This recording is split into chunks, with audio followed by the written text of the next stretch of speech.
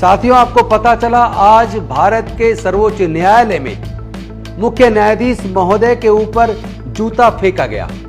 आखिर ये मुख्य न्यायाधीश जी के ऊपर सर्वोच्च न्यायालय के अंदर हमला करने वाले कौन लोग हैं?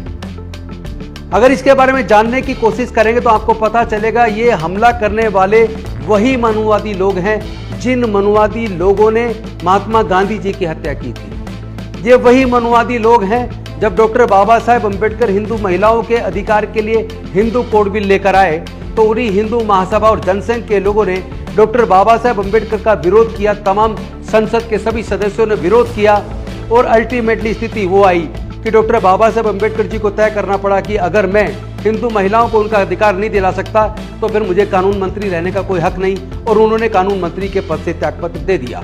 तो ये वही मनुवादी लोग हैं जो बाबा साहेब के इस्तीफे के कारण बने।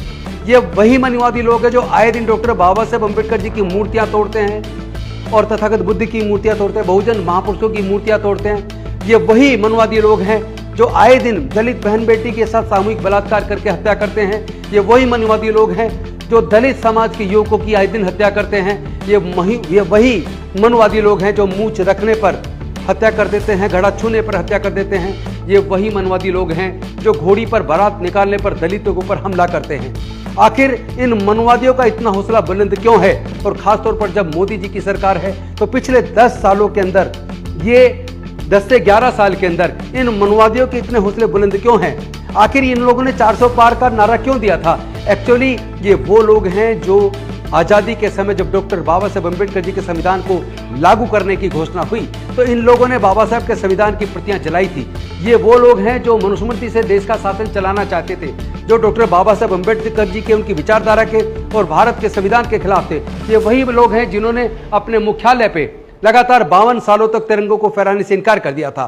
तो आइए आज इन गुंडों को, इन दरिंदों को, इन मनुवादी लोगों को जो आए दिन हमारी अस्मिता के साथ खिलवाड़ करते हैं, इनको जवाब देने का समय आ गया है। अगर सुप्रीम कोर्ट के अंदर चीफ जस्टिस सुरक्षित नहीं तो देश के अंदर हमारी बहन बेटी सुरक्षित कैसे रहेंगी?